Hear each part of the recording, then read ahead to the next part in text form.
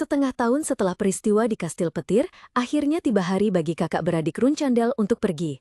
Di bawah langit yang suram, di samping kereta kuda yang sudah menunggu, Daytona ragu-ragu mengucapkan selamat tinggal, sampai jumpa lagi. Berdiri di samping pengasuh Gili, Jin mendongak menatap saudara kembarnya dan membalas dengan tenang, "Ya, hati-hati." Waktu berlalu begitu cepat, tak lama kemudian tibalah ulang tahun ke-9 Jin.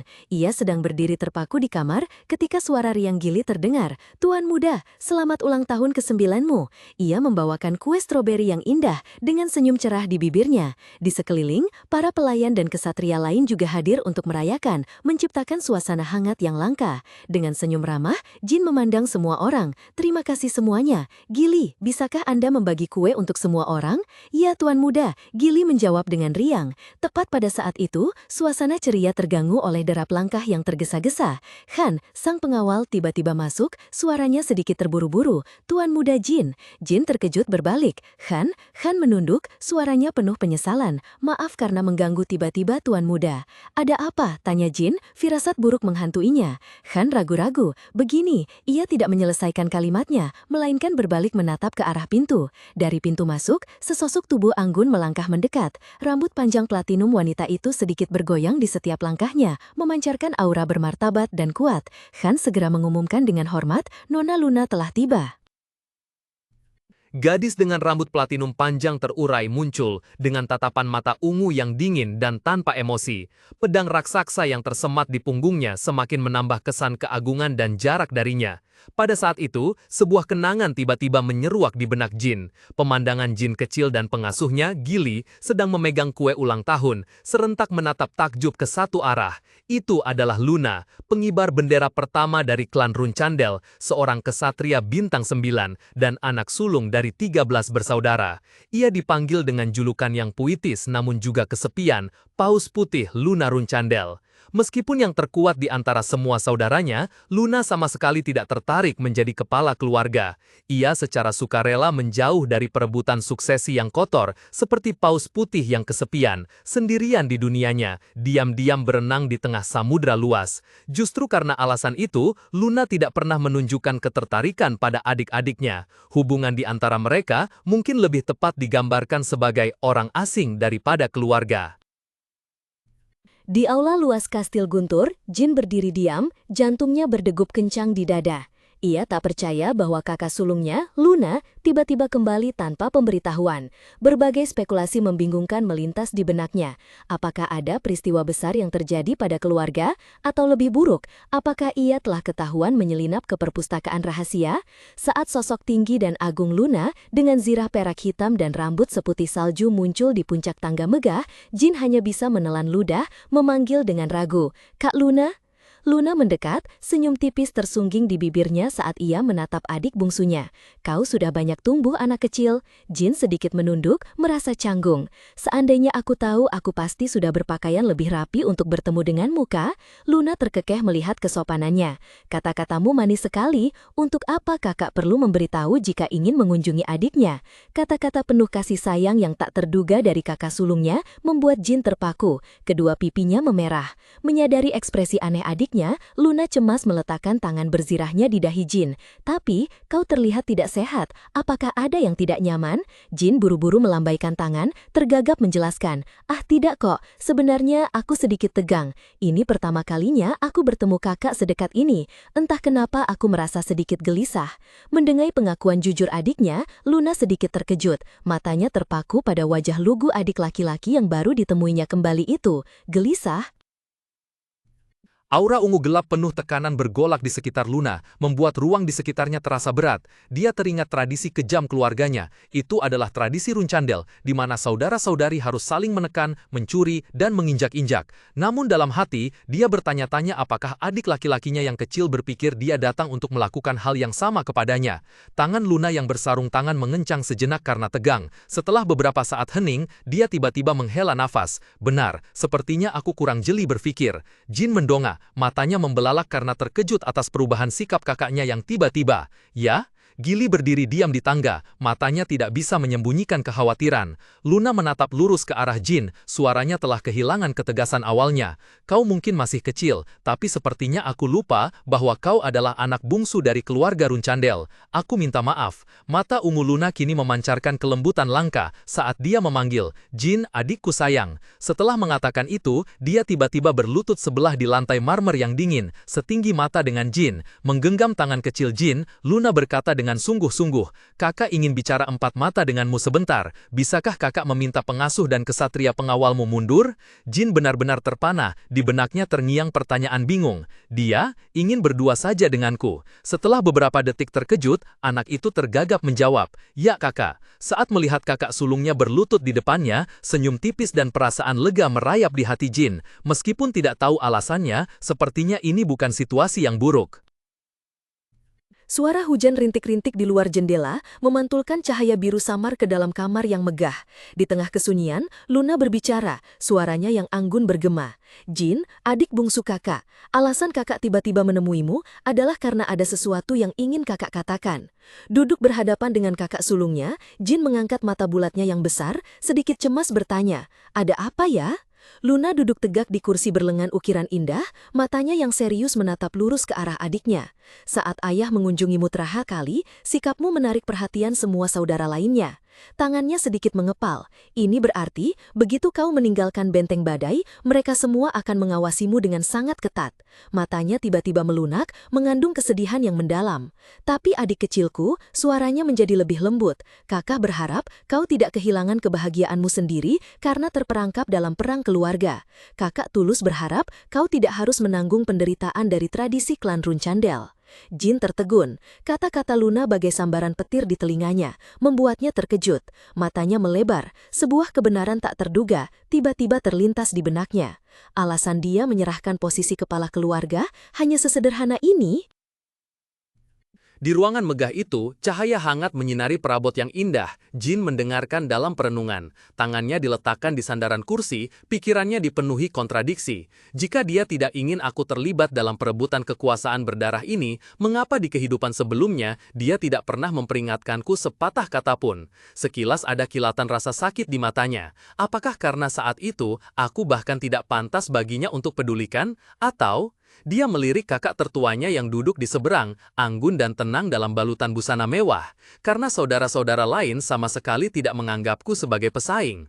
Kesunyian pecah saat Jin dengan lembut meletakkan tangannya di atas tangan Luna yang berada di sandaran kursi. Dia mengangkat kepalanya, tatapan matanya yang tegas menatap lurus pada kakaknya. Kak Luna, aku sangat berterima kasih atas kata-kata kakak, tapi aku sama sekali tidak berniat untuk tidak ikut dalam pertarungan ini. Ketenangan di wajah Luna sedikit goyah, dia menatap adiknya, tatapan matanya menjadi lebih serius dari sebelumnya. Jin, kakak bicara sangat serius, kakak tidak mengatakan ini hanya karena kakak pikir kamu akan bersaing denganku. Aku tahu kak, jawab Jin, suaranya mantap, tanpa keraguan sedikit pun. Penegasan Jin membuat Luna tertegun. Tanpa sadar, dia meletakkan tangannya di dada, hatinya dipenuhi kekhawatiran yang tak terucapkan. Tapi Jin melanjutkan, aku pernah mengalami satu kali percobaan pembunuhan. Luna terkejut. Apa? Mata Jin menjadi teguh. Ia melanjutkan, suaranya mantap. Itulah mengapa aku sama sekali tidak bisa mundur dalam pertempuran ini. Luna tidak percaya telinganya. Siapa yang berani? Siapa yang berani melakukan hal seperti itu di dalam kastil badai ini? Pada saat yang sama, cangkir teh di atas meja mulai bergetar hebat, memancarkan aura racun ungu gelap sebagai bukti perkataannya. Ekspresi terkejut di wajah Luna dengan cepat digantikan oleh kemarahan yang menusuk tulang. Matanya memancarkan cahaya ungu yang kuat, aura membunuh meledak, menyelimuti ruang sekitarnya. Siapa di antara saudara-saudaraku yang berani mencoba membunuhmu di sini? Luna bergegas mendekat, kedua tangannya mencengkram bahu Jin, suaranya tergesa-gesa dan penuh kekhawatiran. Beritahu aku Jin, saudara-saudaramu yang mana yang mencoba membunuhmu? Bertolak belakang dengan kepanikan kakaknya, Jin tetap tenang. Ia dengan lembut menjawab mencoba menenangkannya. Aku tidak bisa mengungkapkan informasi itu. Maksudku, sejujurnya, aku belum memastikan identitas mereka. Lagi pula, meskipun mereka mencoba membunuhku, lihat ini, aku baik-baik saja, Kak. Melihat senyum menenangkan adiknya, ketegangan di wajah Luna sedikit mereda, tetapi digantikan oleh kekhawatiran dan kebingungan yang tak terlukiskan. Ia hanya bisa mengucapkan namanya, suaranya tercekat. Jin. Mendengar kata-kata Jin, Luna terdiam sesaat, rambut putihnya sedikit bergoyang di tengah keheningan. Tidak semua kakak-kakak membencimu, kata Jin lembut. Nada kegembiraan terselip dalam suaranya. Terima kasih sudah memberitahuku ini, aku sungguh sangat senang. Tangan Luna dengan lembut diletakkan di rambut hitam Jin, membuat anak itu terkejut dan mendongak. Jin, adikku, bisiknya, suaranya penuh kasih sayang. Lalu, tanpa diduga, dia menarik Jin ke pelukannya, memeluk erat tubuh kecilnya. Kesedihan tampak jelas di wajah cantiknya saat dia melanjutkan. Itu berarti kamu sudah terseret ke dalam perang keluarga yang kotor ini. Ini membuatku sangat sedih. Terbungkus dalam pelukan hangat sang kakak, Jin sangat terkejut. Dia berpikir dalam hati, ternyata Kak Luna selembut ini. Dia ragu-ragu berbicara, suara kecilnya mencoba menghibur. Kakak jangan terlalu sedih. Luna sedikit mundur, satu tangannya masih lembut diletakkan di kepala Jin. Raut kesedihan di wajahnya menghilang, digantikan oleh senyum hangat. Benar, hari ini adalah hari yang menggembirakan. Kita tidak boleh hanya berbicara tentang hal-hal seperti itu. Hari ini adalah ulang tahunmu. Jin mendongak, matanya menunjukkan kebingungan yang jelas atas perubahan mendadak kakaknya. Wajah Luna bersinar dalam aura lembut, senyumnya semakin berseri. Sebenarnya hari ini aku datang ke sini untuk memberimu hadiah ulang tahun, katanya riang lalu memasukkan tangan ke dalam baju, seolah hendak mengambil sesuatu. Ini untukmu, kata Luna lembut, membuka kotak beludru merah tua itu. Di dalamnya, di atas lapisan beludru, tergeletak sebuah kalung perak berkilauan dengan liontin batu biru, memancarkan cahaya magis bak galaksi mini. Jin berseru kaget. Sebuah kalung? Bisakah kamu membelakangi sebentar? Luna bertanya dengan lembut. Saat Jin patuh, ia dengan hati-hati melingkarkan kalung itu di leher adiknya, mengencangkannya dengan aman. Batu permata biru itu bertengger di dada Jin, memancarkan cahaya lembut. Dengan senyum langka, Luna menjelaskan, suaranya hangat dan penuh kepastian. Nanti, jika sewaktu-waktu kamu menghadapi masalah yang tidak bisa diselesaikan, remaslah batu permata biru di liontin ini. Saat itu, dimanapun kamu berada, kakak akan datang kepadamu. Jadi, jangan pernah lupa membawanya ya. Selamat ulang tahun ke-9 Jin. Terharu dengan hadiah dan janji kakaknya, Jin menggenggam tangannya erat, menatap Luna dengan mata yang bersinar penuh rasa syukur. Terima kasih, Kak. Beberapa saat kemudian, di dalam kamar mewah itu, Gili membawa sepiring kue tart stroberi yang tampak lezat. Di meja yang dihias megah, Luna mengambil sepotong kecil kue, lalu dengan lembut menyodorkannya ke hadapan Jin. Mengamati dari jauh, Gili tersenyum lembut, matanya memancarkan kegembiraan dan kepuasan saat menyaksikan momen hangat dan damai antara kakak beradik runcandel itu. Di samping kusen pintu berukir indah, Luna berbisik, suaranya tenang namun tegas. Aku harus pergi sekarang. Jin tersenyum, melambaikan tangan kepada kakak tertuanya. Ya, hati-hati di jalan ya kak. Pintu berderit pelan lalu tertutup. Segera setelah itu, Jin pergi ke perpustakaan menemui Murakan. Nada suara Murakan awalnya sedikit lesu, namun segera berubah menjadi sangat terkejut. Hei, bocah, apa yang ada di lehermu itu? Jin terdiam, menatap kalung di lehernya lalu dengan tenang menjawab, itu hadiah ulang tahun yang kudapat. Mendengar itu, Murakan gemetar seluruh tubuhnya, menunjuk ke arah Jin dengan wajah tidak percaya. Pemberi hadiah ini pasti sangat menyayangimu, sampai memberimu benda seperti itu. Jin bertanya dengan bingung, itu apa paman? Wajah Murakan menjadi sangat serius saat dia mengungkapkan kebenarannya. Itu adalah artefak suci Raja Iblis Orgal. Ribuan tahun yang lalu, orang-orang harus mempertaruhkan nyawa hanya untuk mendapatkan salah satu artefak sucinya. Sebuah gambaran kuat muncul, Raja Iblis dalam baju besi agung memegang kalung di tengah lingkaran cahaya emas menyala, di kakinya tergeletak tak terhitung prajurit yang jatuh dalam keputusasaan. Jin bertanya-tanya, apakah itu sehebat itu paman? Murakan menyombongkan diri dengan percaya diri, tentu saja. Itu membantu pemakainya menahan sihir serangan dari bintang 5 ke bawah, sekaligus meningkatkan kemampuan sihir pemakainya. Saya yakin itu bahkan memiliki kemampuan memanggil juga. Jin terkejut dengan pengetahuan Murakan. Anda tampaknya tahu banyak tentang itu.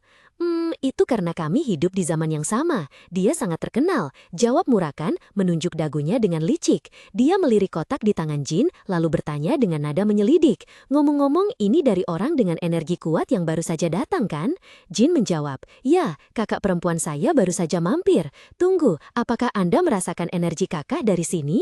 Ya, saya yakin kakakmu juga merasakan energi saya, kata Murakan dengan santai. Apa? Jin panik, matanya membelalak. Dia buru-buru bertanya masih memegang kue stroberi. Maksud saya, dia tidak akan memberitahu keluarga kan? Murakan menenangkan, kamu cemas yang tidak-tidak. Dia adalah orang yang memberimu hadiah berharga seperti itu. Apakah mungkin dia akan mengadukan adiknya lalu membiarkannya mati? Jin kebingungan. Maksudnya? Murakan segera menjawab, betul, betul, kamu bisa sepenuhnya percaya pada kakakmu itu. Jin melihat ke bawah pada hadiah itu, masih sedikit ragu. Begitukah? Sementara itu, di luar, hujan deras terus turun tanpa henti. Di bawah hujan lebat, Luna berdiri diam dalam jubah berkerudung, rambut putihnya samar-samar terlihat dalam kegelapan. Tatapannya tajam saat dia merasakan aura yang tidak biasa. Tentu saja, saya bisa merasakan sumber energi kuat yang belum pernah ada di sini sebelumnya. Air mata menggenang, Murakan terisak sambil menikmati sepotong kue stroberi. Rasa manisnya meleleh di mulut membuatnya merasa pusing. Enak seperti surga, gumamnya. Dalam sekejap, pikiran Murakan beralih ke anak laki-laki itu. Jika anak itu sedang menyiapkan sesuatu, mungkin aku harus pura-pura tidak tahu apa-apa. Hanya perlu mengingat satu hal ini saja. Kata-kata Murakan seolah larut dalam keheningan, tetapi gema kuatnya terdengar di benak pemuda yang berdiri di sana. Dan kemudian gambar lain muncul, cerah dan hangat. Di tengah latar belakang buram yang diselimuti cahaya lembut, sosok Luna muncul. Rambut putihnya menonjol di bawah jubah berkerudung. Wajahnya yang elok tersenyum lembut. Suaranya bergema, lembut namun tegas, seperti sumpah yang tak bisa dipatahkan. Jin, adikku, apapun yang kau lakukan, siapapun kau kelak, aku akan selalu mendukungmu.